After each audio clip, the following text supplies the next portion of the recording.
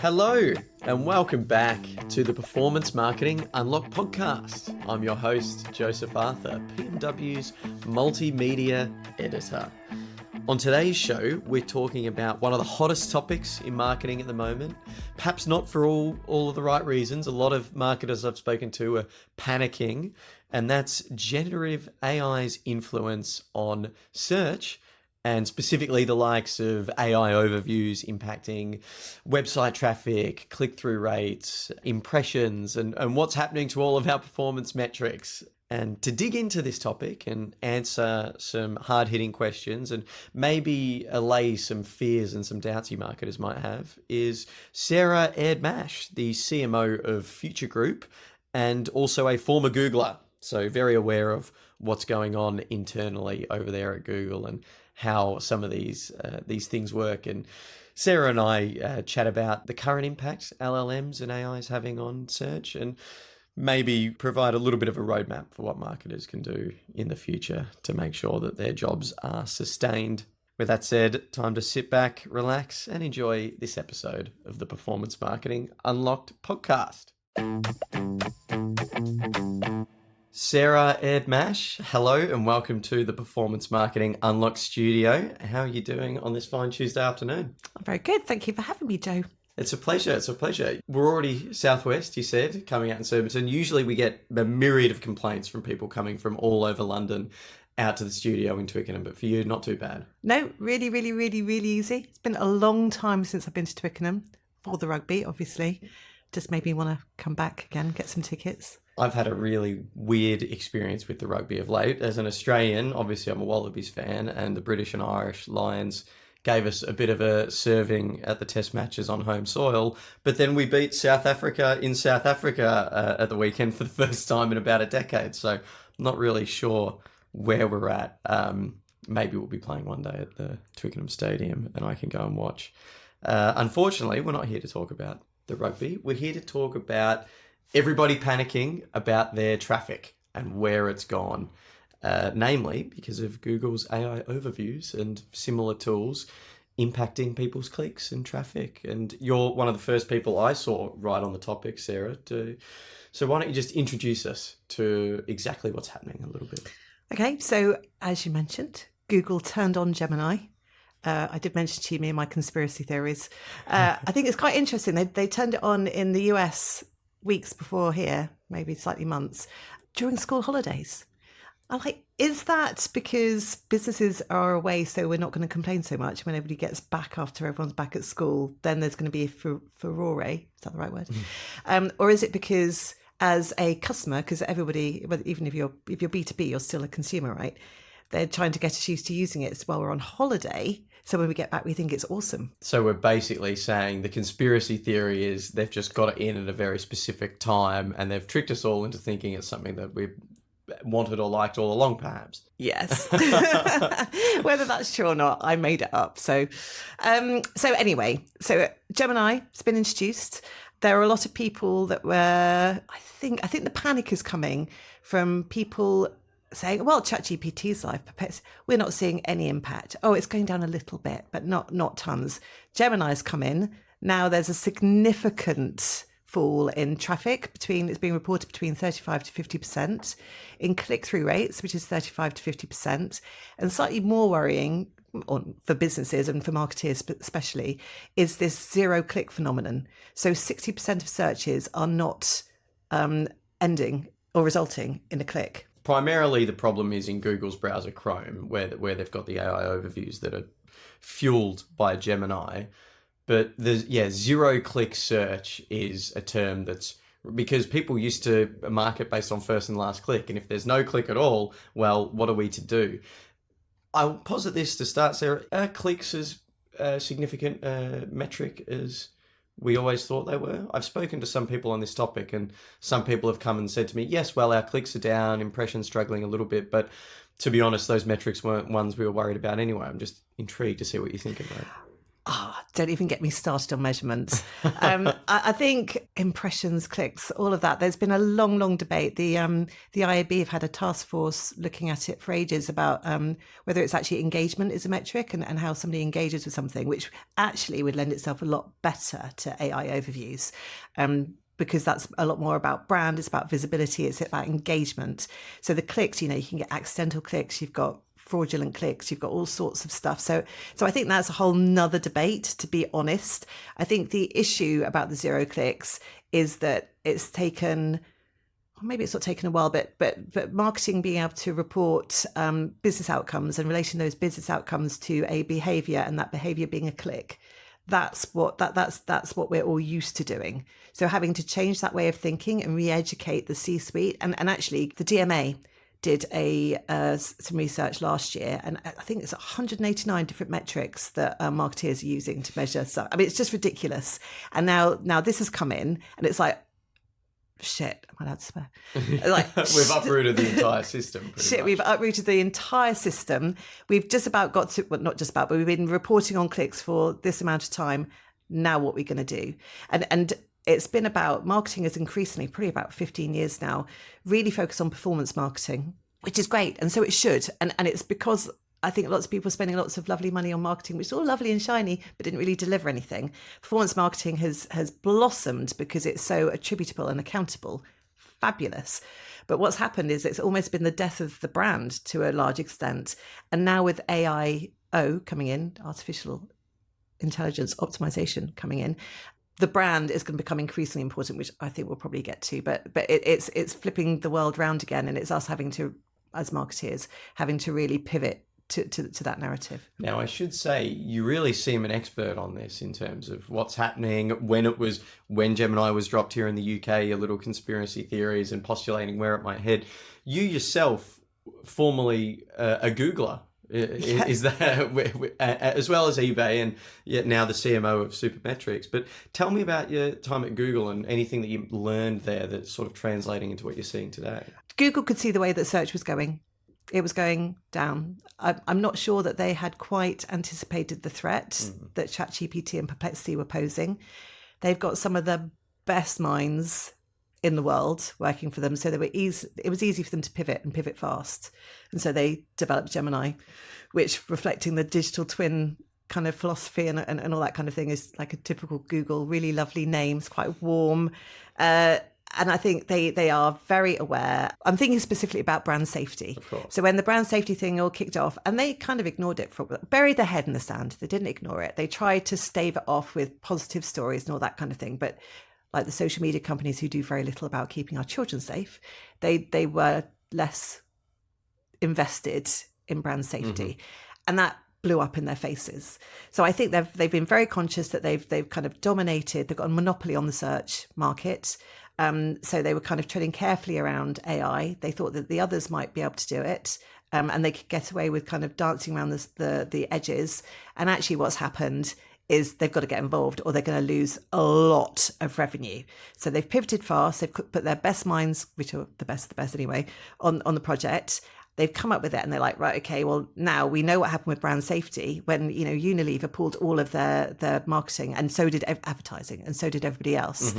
Right, okay, we need to be treading really carefully here. And that's where my conspiracy comes from. Why don't we launch while everyone's kind of on holiday, and it'll have a lower impact, and we can kind of test it. They can dial it up, they can dial it down, whatever they need to do. A little pocket of A/B testing in there. Yes. Yes. It's almost a way to slowly introduce it, really. Exactly. So that's hence my Sarah conspiracy theory. So with all this said, I guess we've laid out the problem there, and the reason there's been cause for concern is, as you mentioned, the zero click searches, and website traffic is down for many, and just in general, it's what do we do about SEO now? Are we still optimizing for search engines, or are we optimizing for generative engines instead, GEO?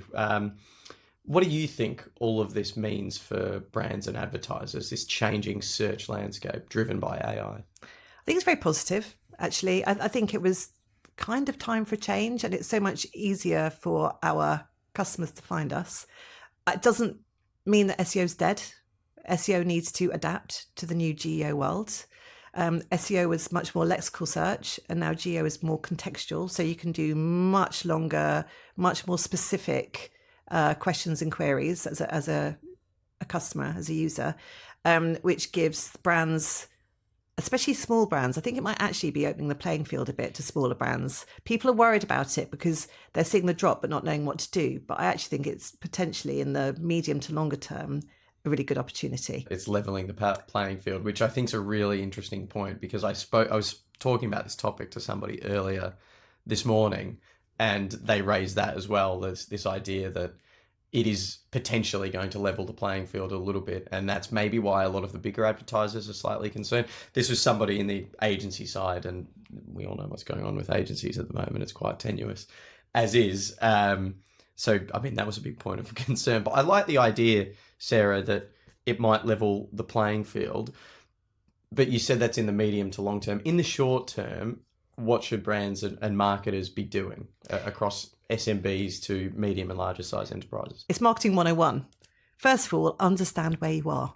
So do an audit, see how you're performing in geo AI searches. Where are you coming up? What are brand citations? How often are you cited as a brand when a customer is searching for things like you? And then identifying those holes. So it's basically geo hygiene, I guess. Audit where you are, where the immediate opportunities are, and start addressing those opportunities. At the same time, look at your brand, where you fit, your ICP, that marketing 101 again. Who are you talking to? What are they interested in? How do you connect those two things? What's your magic? And really find what your niche is. And that's where it's going to be leveling the playing field. I mean, I think enterprises are very good at this stuff. They're quite big and unwieldy. They can be a lot more generic, and they're appealing much more to the mass. I'm thinking about more B2C. But the smaller companies, there tends to be more of a niche that they're filling. So in that niche, they've got a very specific customer who's got a very specific motivation, who are looking for a very specific thing. It's a huge opportunity. They stand to benefit from contextual search behaviours a lot more, don't they? 100%. So it's a massive, massive, massive opportunity. So SEO is not going anywhere. It just needs to adapt, do better. Brands need to work out where they are. Do an audit, fill in the gaps in the short term, and then have a plan about how they're going to start addressing this in the longer term. What about for things like attribution models and the idea of the funnel? You know, if we're no longer so worried about clicks and click-through rates, what are going to be the shiny new metrics that we're showing the C-suite when marketers are begging for a little bit more budget and going, look at all the great work we've been doing?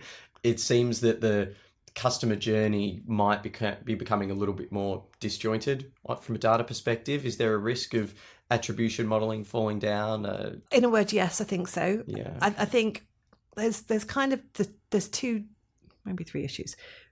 One issue is brand. Brand is becoming, it will become even more important. It's going to come back to the top of the agenda. It's how brands are going to stand out in geo, AI, or whatever. And it's been notoriously difficult to track. Always has been, which is why performance marketing became so big, because everyone could attribute to marketing spend. So we're going to have to solve for that. It's going to be a bit of a grey area, isn't it? Pivoting back into the world of brand, up at the top of the agenda. I can only imagine, which is 189 metrics.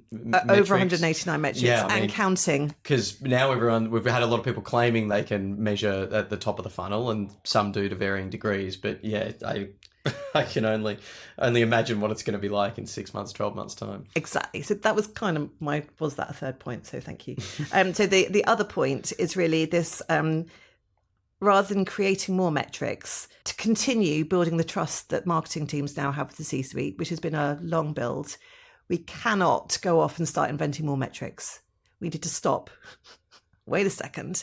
Say, right, okay, we need to link this to the business outcome. So how do we do that? And it's actually something that I'm trying to tackle with my team at the moment, because we can see our spend from paid media directly when there's a call to action, when they've, basic stuff.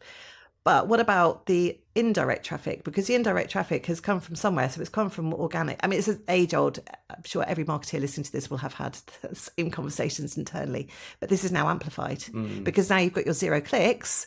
It's becoming even more important. And it's something that I don't think anyone's really solved.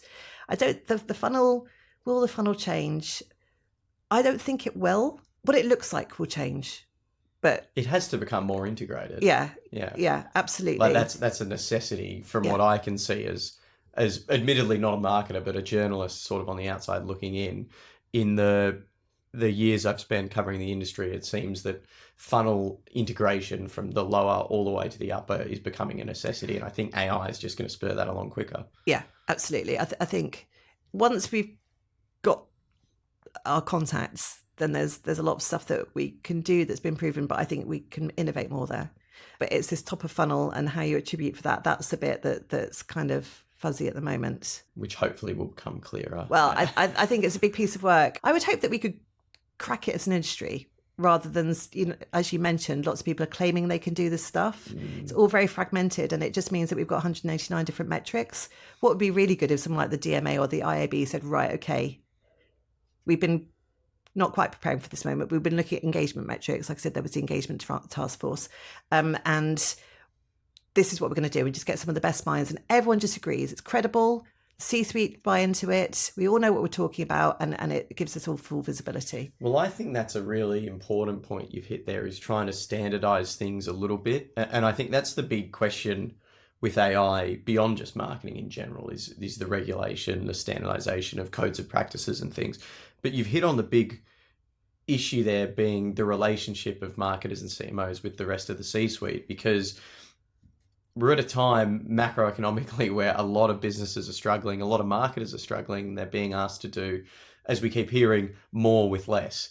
And when they're having conversations with the C-suite about trying to convince them that marketing needs to be looked at as an investment and not a cost center, trying to have those conversations while also saying, by the way, search, SEO, the whole measurement, the entire landscape is being more or less uprooted, changing quite dramatically, introducing these terms of GEO and AIO, and well, we've got to remember now we've got AI mode in the UK, so people are having longer back and forth conversations with their large language model driven search engines. I fear that the industry risks losing touch with CMOs and CFOs if they can't align and get some more transparency within ourselves that we can then bring to the C-suite. Otherwise, it's going to be super fragmented, these conversations, won't they? And actually, you just hit on a really good point, which I should have mentioned. So as well as coming up with a standardized consultative metric system that we need, we shouldn't do that just as CMOs. I love working with CFOs. It just helps you, it really focuses the mind. We're all aiming for the same thing, and it reduces all the frustration you have with all these metrics, because we're all pulling in the same direction, but we're literally talking different languages. So if we can align those two languages, then great. So I think that, developing this metric, but doing it with CFOs is so key. Now, you wrote an article recently, the Google search apocalypse and how to survive it. And the general theme of it is Google's killing search and Gemini is driving the new wave of generative engine AI search, essentially. What can marketers start doing now what do they need to be optimizing for instead? You said SEO is not dying, it's changing. Can you give us a bit of a guide for getting started in this new world? I mentioned do the audit and see where your gaps are, but there's kind of two real strands to this. One is the technical side. So it's setting up the data in the back end, which frankly, anybody, any even vague developer or HubSpot specific person can do. Schema markups, tables, making sure that the data is set up in a way that when AI to AI is talking to each other, it can analyze that data really, really, really easily. So getting an agentic AI base. Oh, that's that. Don't even get me started on agentic. That's where we are. It's the technology's there. It's where we're going, but it's not here yet. Anyway, so the technical stuff, exactly that, the agentic base, and then on the other side, the pure classic marketing play, the brand and the content. Know who you're talking to, know what they're interested in, come up with a really, really robust content plan that's really ownable to you, and going back to that kind of schema markup and the data setup that you're doing. What are people asking? What are they investigating? Some of the stuff is really, really, really, really niche. So make sure that you're there when they're looking. Make sure it's not the enterprise big boys that have got some kind of broad offering that might cover it off. That's where the smaller brands can start winning. So that I think that's very much where brands need to be going and looking forward to succeed. So I think the apocalypse thing might be a bit dramatic, which is so not like me. No, everyone's got to get a headline. Yeah, it feels dramatic. That's where the apocalypse came from, but it's not. It's actually a massive opportunity, and it's something that we can all get our arms around. We just need to focus on it. Obviously, the here and now, and we're sort of basing what we're going to do strategically on what's happening at the moment. But when we look ahead to the future, obviously, I mean, as recently as a few weeks ago, AI modes hit the UK. They're now trialing ads within that system as well in the US and India. So, and this is just what Google's doing, you know, OpenAI and Perplexity and even DeepSeek. It's an arms race, and we're clearly, as marketers, like any other industry, susceptible to change on the AI front. What can we do to build a sustainable and future-proof search, measurement, attribution strategy for the future? Is there anything that we can do that we aren't doing? Is there something that we're focusing on too much, or something we're not focusing on enough? I think what this comes back to is this marrying up of brand and performance. But we've identified the performances. We've probably overinvested in that of late. Yeah. And we can see brand coming back to the fore. But is the point now, don't overinvest in brand and end up diminishing performance? Are you saying we need to strike a better balance between the two? Well, I think visibility's up, traffic's down. So to rebalance that scale, you need to make sure that you're relevant when visible. So I think brand and performance are equally important. It's just making sure that we've got them both right. And at the moment we don't. We have performance really good. Is that a sentence? We have performance nailed, but brand less so. And I mean, you'll know this.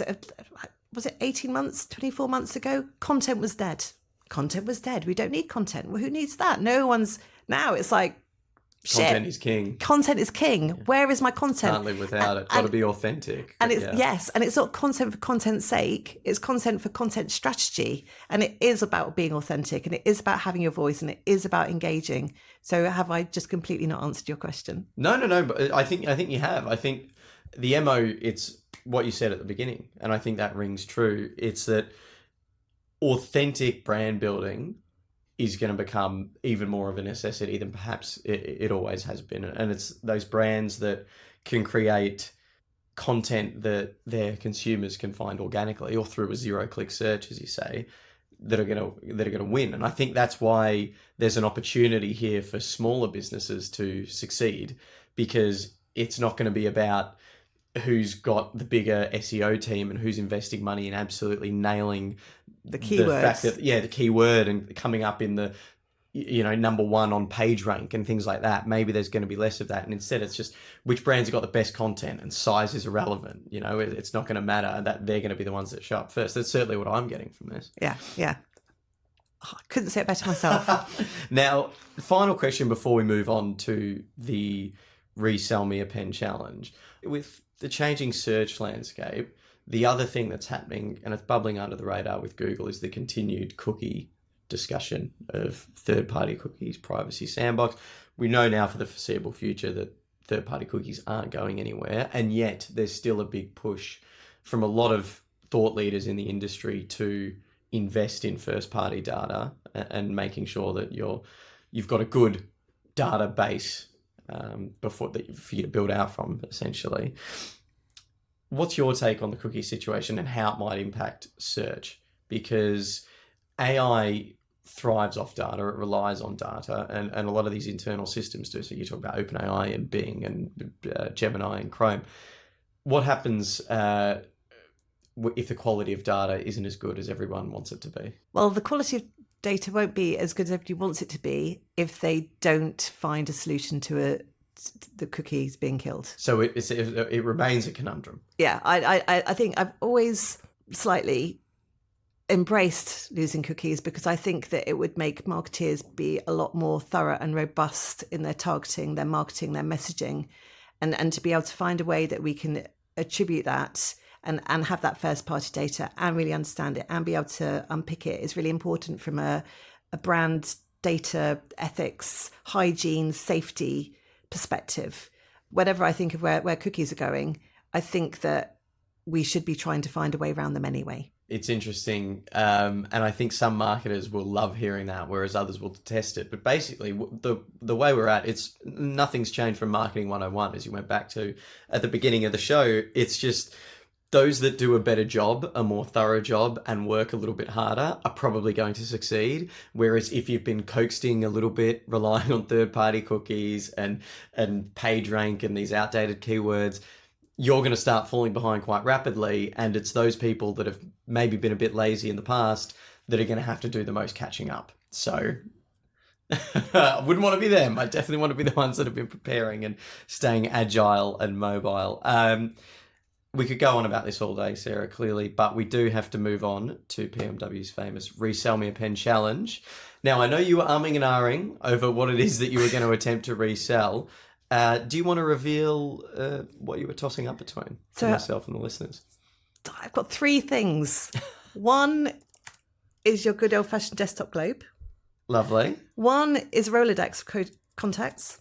Ooh, okay. And the third is a good old-fashioned photo album with sticky bits and the plastic sheets that go over the top. Oh, okay. Right? How do you choose between those three? You're an impassioned salesperson, clearly. I mean, those three are quite good. I don't know if I want to lead you towards the one that intrigues me the most or if I want to leave it up to you to decide. Perhaps to be fair to previous guests, of those three, Sarah, which one are you going to choose? Oh, I was hoping that you would. Can we go to the editor? Can I ask a friend? You got my live reaction. I did. The Rolodex got the biggest ooh, but then the photo album got the ah. I think I'm going to go Rolodex. Correct answer. Yeah. Well, it's the one that intrigues me the most. We'll see how you resell it. But I mean, a Rolodex journalist, we live and thrive off contacts. And I've always sort of been a little bit sad that my career's missed out on ever having the traditional Rolodex. So it's going to be a bit of an easier resell, if I'm honest. But to refresh yourself and the listeners of how the challenge works, you've got 60 seconds now to resell me the Rolodex. I've got my timer clock in front of me. I'll give you a warning when there's 30 seconds left and when there's 10 seconds remaining. But Sarah, your time starts now. Okay. So the Rolodex, for the listeners out there that don't know what one is, it's a rotating, it doesn't have to be rotating actually, it's a set of cards that you write your contact name on and their contact details. You can update them as you go, which you can, of course, online, but you can update them as you go. You can change numbers, keep it all up to date. I've said that twice. What's lovely about the Rolodex? So what the comparison is to have something online. So you've got your LinkedIn. I live and breathe by LinkedIn. I find it very difficult to search by it. I have to remember someone's name, which I'm not always very good at doing, or where they are, and that kind of thing. The beauty of the Rolodex is you can literally just sit there and flick through it, and it's there. You can flick through it easily. Sometimes I'll be thinking, right, okay, I've got this opportunity. I want to talk to somebody about a partnership, or I want to talk to a journalist. I can go through my Rolodex and find somebody easily. On LinkedIn, I have been sitting there for hours trying to remember people's names. So I think the Rolodex there, it's visible, it's physical, and you should have one. Amazing. 60 seconds on the dot. It's there, it's physical, it's amazing, and you should have one. Did you have a Rolodex back in the day? Bloody did. Loved it. Enjoyed it, yeah. It took me, it was one of the last things that I binned. Really? Yeah. In favour of LinkedIn. So LinkedIn has replaced it. Filofax, the business card holder. I never liked the business card holder things anyway. Rolodex, that was I felt like a part of me when I had to put that in the bin. Yeah, look, I empathise with that. Having never had a Rolodex, I always episodes of Mad Men and stuff like that where they're just flicking through their contact list. There was a bit of an allure to it, and it's one of those things that... But it sounds like it made sense logistically as well, because I'm constantly running our social media here at PMW, having to find contacts and people that I sort of tangentially recognise, and I'm digging in on LinkedIn, desperately trying to remember job roles. Whereas, if I had a Rolodex or could refer to someone else's, I feel like it would be a cruise. It's quite inspirational as well, because similar to the globe idea that I was doing, but as you go through it and you kind of go, oh, Sarah, we haven't done that for... So when you're looking for something on digital, you're looking for something specific and you spend a lot of time doing that. In your Rolodex, you're kind of thinking there's something kind of therapeutic and zen about going through it as well. So you're Yeah, going haven't through caught it. up with them in a while. Maybe we should get a coffee. It's a good way to maintain contacts as well, actually, and reconnect with people that maybe you'd forgotten about because they haven't popped up on your LinkedIn recently. You're constantly going, 100%.